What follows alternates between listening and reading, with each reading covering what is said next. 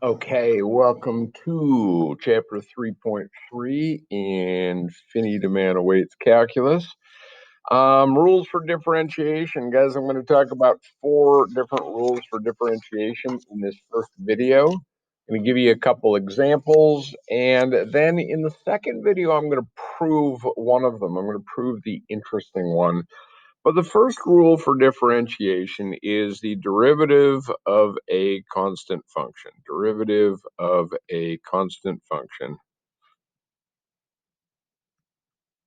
And we'll just say f of x equals c. The derivative f prime of x is 0. And if you think about this, it makes sense, doesn't it? A constant function is a horizontal line, and the slope of a horizontal line is equal to 0. Number 2, the power rule for positive integer values. Positive integer values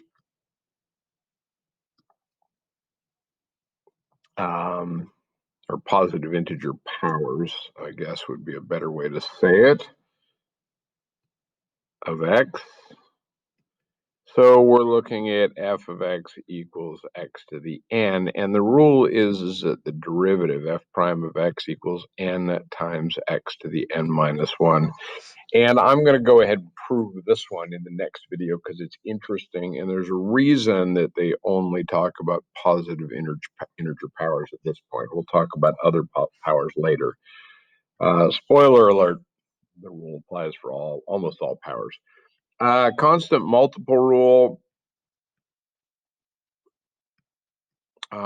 If I've got a function with a constant multiplier, f of x equals c times some function of x, the derivative is just c times the derivative of the function. And you could see this by thinking about definition of derivative. You take the limit as h goes to 0 of c times the function at x plus h minus c times the function at x. Well, you can factor out the c, and now you've just got the constant out front. Fourth one is the sum and difference rule.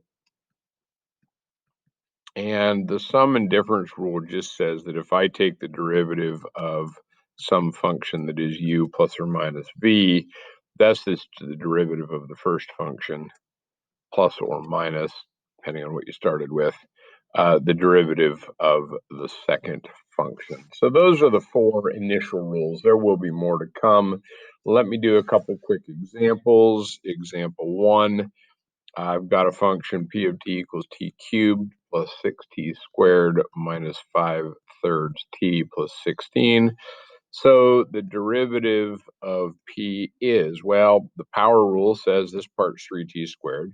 The sum or difference rule says that I can now just take the derivative of the second part. And the second part, I've got a constant multiplier times the power rule. So 6 times 2t to the 1. Again, constant multiplier rule. This is going to be 1t to the 0, 1 minus 1. Plus 0, the derivative of a constant. So the derivative, doing some simplification, ends up being 3t squared plus 12t minus 5/3, since t to the 0 is 1. If you are in my class, now would be a good time to do exercise 5 in the book, and then we will do example 2. So pause and do that. By the way, exercise versus example. Please don't get too confused. Find the horizontal tangents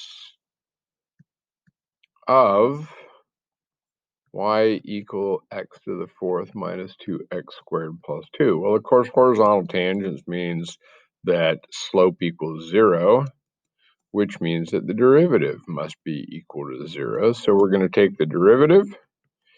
We've got 4x cubed using the power rule minus 2 times 2x to the 1 using the constant multiplier and the power rule plus 0.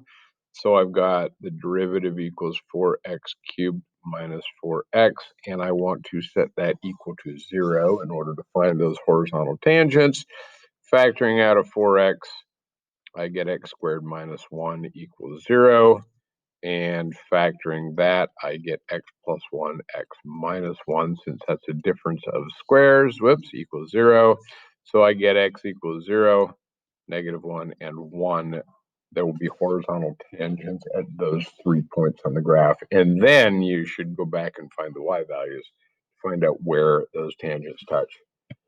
All right, if you're in my class, go ahead and do exercise 7.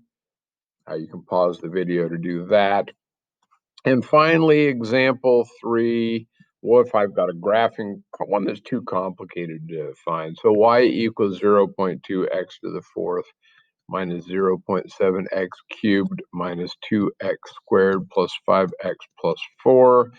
Taking the derivative and applying all the rules, I get 0.8 x cubed minus 2.1x squared minus 4x plus 5. I need to find out where that's equal to 0, and I don't really have a good way to do that. So what I do is I type this into my calculator, and when I type it into my calculator, I get the following graph, which I will just go ahead and copy and paste in because I don't know if you guys can see my calculator screen. I guess I'll find out when I go to do this later. And we'll paste that in to the window here. And we see that there are 3 possible zeros, which is about what we'd expect because it's a cubic. And then we can use the calc 0 function on the TI 8384 graphing calculators as a calc 0 function, and you can use it to find those 3 values. And I will assume that you know how to do that. Okay, so I will be back with a proof. And meanwhile, thanks for watching.